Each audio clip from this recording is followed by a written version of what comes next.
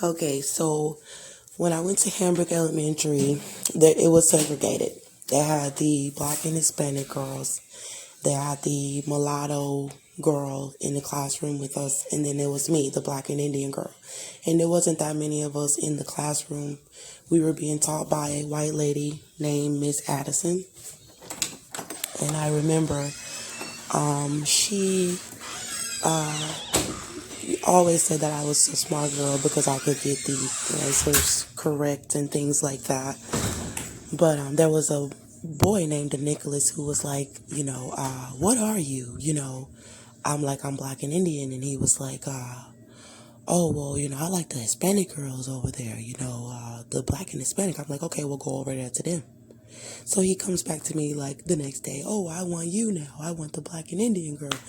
And I'm like we started going out or whatever, but it was just like little kitty loves. I went to a girl named Tempest's house in the Park Village area in Stone Mountain, Georgia. And Tempest and a guy named Cortez. I told Tempest I liked Cortez. And one day Cortez was at her house that night and she invited me over. And she said, let's play hide, go get it. And I pretty much hid under the covers in the bed and went to sleep. But I didn't really want to play. And they went in the closet and they started doing things. And then her brother, Joey, was trying to do things with me the next day. And I didn't want to do anything with Joey. And so I remember them teaching us about slavery, that slavery had ended while I was in Miss Addison's classroom. And I knew, like, when I was looking at some of the stuff, I saw the darker skinned people that they were showing, like, whatever from the history books. And I remember living in a big house. My mom and Cedric had moved into a big 2-bedroom house in Stone Mountain, Georgia on Handbrake Drive. And I would walk back and forth to school. And the other black girls would try to fight me on the way home. They would pick at my little sister and I would stand up for her. They would tease us about our clothes and say, oh, y'all don't got on name brand shoes, or they would say, oh, you stink or whatever, because no one ever bathed us. Like, even when we were living in Cedar Pines, we would bathe ourselves. My mom would leave me, Larissa, and Shakina in the bathtub together, and we would bathe ourselves. There would be no adult in the bathroom with us while we were bathing.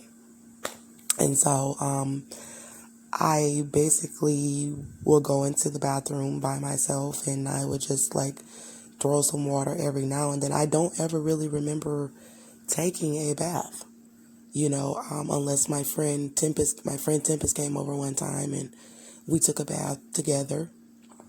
And it felt really awkward for us to be in the tub together because, like, we were girls, and I felt like it was kind of, gay. And I was like, but we're kids, so, but at the same time, it did feel a little funny.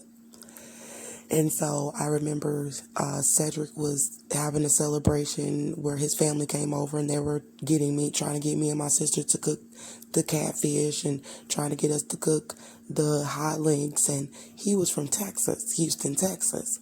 And I know that we were young. We were too young to be over there trying to cook catfish. I was in the 2nd grade, 3rd grade. And he would take us to go fishing with him. And he took us one time to go fishing with him, And at the celebration, they were in the living room, Veronica, Tanya, and they wanted him to whoop us and beat us. And they were like cheering him on to beat us. And we had not done anything.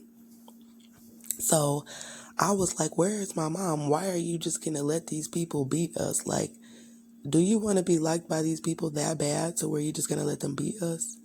And I remember like us having to kind of always do chores and clean the house. And that was cool. Like, we were taught like to do that, but it was so overboard to where he was beating us out of our sleep at night. He did it once. He beat us out of our sleep, talking about it was a speck on a dish.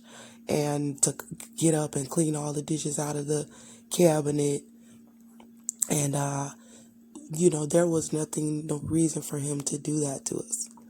And I remember sitting in my room. Larissa had a queen room downstairs. Shakina had a princess room upstairs.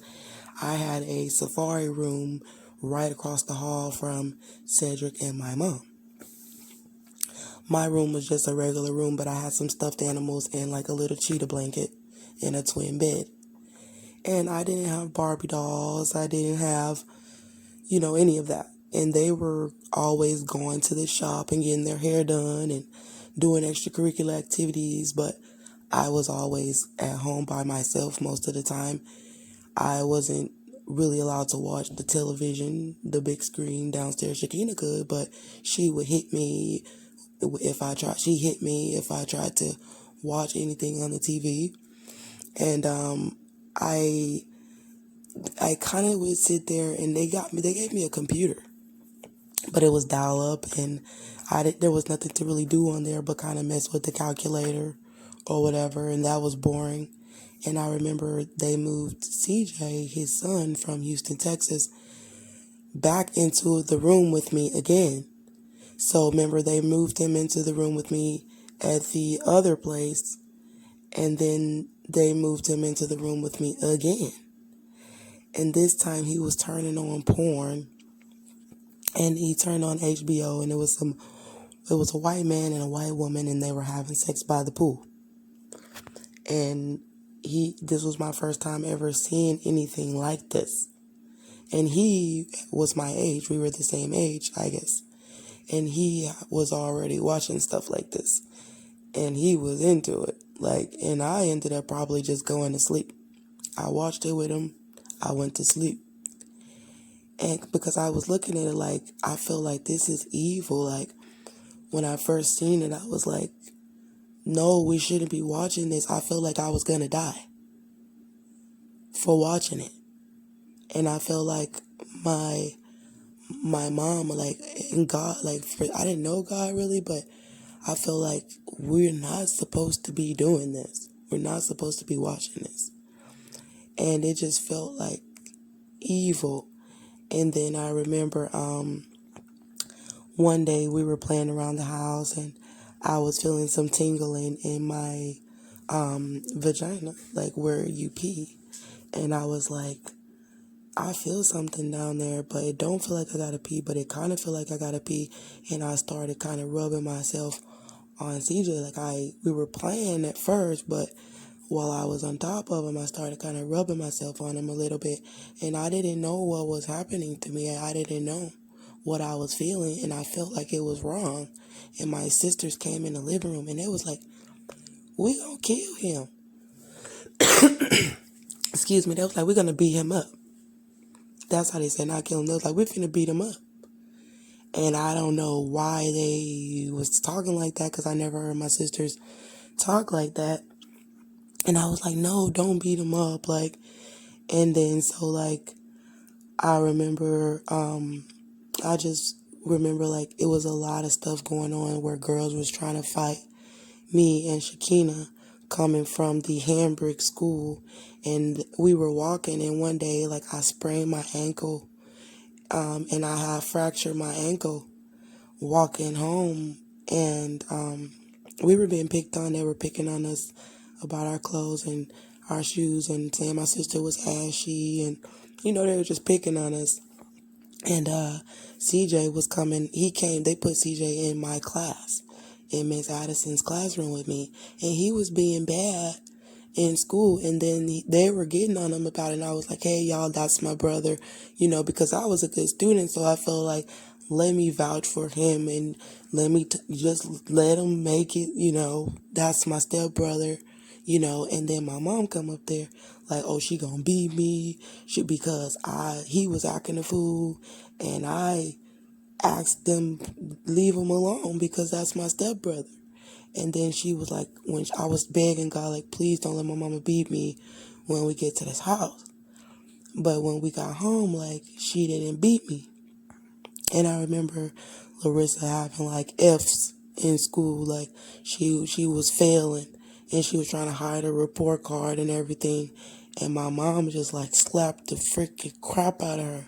I saw it in like 3D. I was like, dang, like she just slapped the crap out of her. And I was kind of laughing because at the end of the day, I was the one always really getting beat. Like it was like Larissa was never really the one really getting in trouble. Like I was always getting beat for something. And then I was doing good, but here I am over there getting beat, constantly. And my clothes was too small. Like eventually my pants was high water. My shirt was too tight. And if I try to go get some food, my mom would be like, "You fat." If I get sneaking snacks in the middle of the night because I wasn't really being fed. Like they had a little dinner where they ate, and I probably ate that with them like one time. Then I remember being in there burning rice, trying to cook rice to eat. And so I snuck to the girl next door, Whitney house. And I remember Whitney, she was a lighter skinned girl stuck in the house by herself. Her brother was gone. Her family was leaving her there by herself. She was younger than me. And I remember it was a big house and they had a whole bunch of food, like so much food that some of the stuff was spoiled. And she would let me come and eat, and she was a ballerina and they was teaching her to do all this stuff with her body. She knew how to do splits, like she was showing me how flexible she was. And I remember when her mom seen that she had me over there and she was feeding me like food that her mama had cooked, like extra food that they had. They had so much food. Her name was Miss Rainey. She was basically like acting funny, like she didn't want me over there. And then so I just didn't feel comfortable going. And then when I went to Kimmy's house next door, Kimmy was a real high yellow, long, pretty hair. And I remember her mama used to leave her in the house all the time with her little brother and everything. And her mama was a darker skinned woman. And then next door, my mama was a lighter brown woman. And then next door to her was a woman who was a little lighter than my mom. And so Kimmy was really light skinned. Then it was me, and I was a little darker than Kimmy. And then in the next house, it was Whitney, and she was kind of around my same complexion, or lighter or darker, it's depending on, the tanning and things like that. But I remember I started going to a Kingsley charter school in Dunwoody, and Shakina started going with me. And they was putting Shakina all up on the wall and showing her pictures like she this great student and she was a good kid. And so my teacher was a white lady named Miss Poke, and she liked to poke at people. And she was constantly she ended up getting into it with me in her class. And the only thing I could think is, why is this white woman talking to me like a damn dog? And she was like, "Well, I'm going to call your mama and you can get up out of my classroom." And I was like, cool, because she was talking to me like a dog. And I was in there with other white kids. With white kids or whatever. And I remember I had another teacher for 4th grade, and she was pretty cool. But there was a girl named Ariel, and there was a boy on the bus, and he was trying to seduce me on the bus. And these kids were just kind of strange and silly and funny acting. And I ended up bringing all of these light-skinned girls, all the light-skinned girls, they just like gravitated towards me. It was Corey, it was a light-skinned girl from Trinidad, and all of these girls wanted to come to my house for a birthday party. And when they came, it was kind of boring because, like I said, I didn't have the Barbie dolls, and there wasn't no real cakes or fun or nothing like that. They was like sitting up like bored, like basically like I want to go home, and I don't blame them, but they was pretty cool. And I remember Cedric was beating me and Shakina upstairs in the room, and he was drinking and getting drunk, and he was beating me and Shakina in the room upstairs, and nobody else was there. And I remember just feeling like I couldn't take it watching him beat my little sister. So I was taking the beatings and getting in the way of him trying to beat Shakina. And we was running and screaming in the room, in the bedroom. And so this was kind of the same thing that was happening in the first apartment.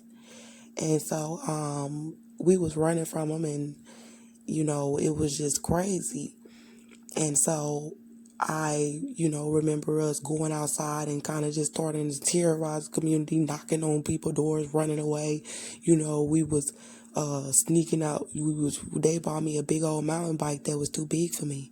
And I remember flipping off of it. I didn't even ever have training wheels, y'all. So I done learned how to ride this big old mountain bike, and we up on top of Kimmy Hill going down this big old mountain bike, and I done flipped off of this big old mountain bike, and Shakina was doing it with me, and she fell too, but we both was straight, and I skinned up my knee real bad. And I was like, I'm not finna get on that bike no more, because we got on the bikes and we went riding on them. We're on a nature trail with my mom. But this time, like, we was by ourselves, and I done flipped off of it. And I remember, he was, one day they had moved all Larissa's furniture up out of her room. She had this, like, queen bedroom set my mom had gave her from my mom's old apartment. And I remember they had moved all of her stuff out of this apartment. And I remember we all was in the room and we was playing. And it was a vacuum cleaner. Somehow, I don't know if it was a vacuum cleaner. No, we lied and said it was a vacuum cleaner. But somehow, the window got broke in the room. And I figured, we all was playing, but I guess it was my fault. I guess because when Cedric came in there like, I'm finna beat y'all, who did it? They was like, oh, it was her. And I was like, we was all doing, and I told them, come on, let's make up something and tell them that the vacuum cleaner fell into it or something, because we all was playing when it got broke. But they would just blamed it on me. And this when they first started doing stuff evil to me, like, that I picked up on, was that they both was like it was her who did it. And he was like, oh, come on. And he took me to beat me. And they was good. And, I was like, And then he was trying to beat Shakina for stuff, and then I was taking beatings for that too. And so I remember going into my room. I remember that him and my mama would be having sex like all loud across the hall, and I couldn't stand it because it was disgusting. And we went trick-or-treating, and they took all the candy and hid the candy in the closet with his shotgun. And so I was looking for the candy, the Halloween candy, because I was hungry. And it wasn't never hardly nothing for me to eat. They was always buying stuff for CJ, and CJ ended up moving out the room after he came and do the porn stuff. He ended up moving up out of this room and going back to Texas, I guess, to live with his mama in Dallas or something. And she was a real holly yellow woman. And I remember being in this room by myself now, and I remember going and looking for that candy, and I think my sister was looking for it too with me, and we found it, and the shotgun was in there with the bullets and everything. And I remember him showing us how he loaded or whatever, and I saw the shotgun, but I knew not to touch the shotgun. And I remember sitting in the room late at night one day, and I was thinking about going in there and shooting and killing Cedric because he wouldn't stop beating me. And then I was thinking about, who cares how long I gotta go away? I'm pretty sure I'll get out of juvenile by the time I'm 18 or whatever, but I can't take this man keep beating on me. And then I remember thinking, well, is there a God? While I was in the room, I had a little nightlight in the room, and it was dark, and I was like, I'm gonna do it. Like, I'm finna go in there and I'm finna shoot Cedric while he sleep. And then I was like, if there is a God, then he gonna deliver me. He gonna bring me out. And then I guess I ended up just not doing it because I was scared, but I was thinking about it like that night, like I need to do it now. Because he kept hurting me and he wouldn't stop. And then my mom came to me one day. She took us to the food court at the mall. And she said, "Oh, I'm leaving Cedric because he's beating on me." I guess there was a God.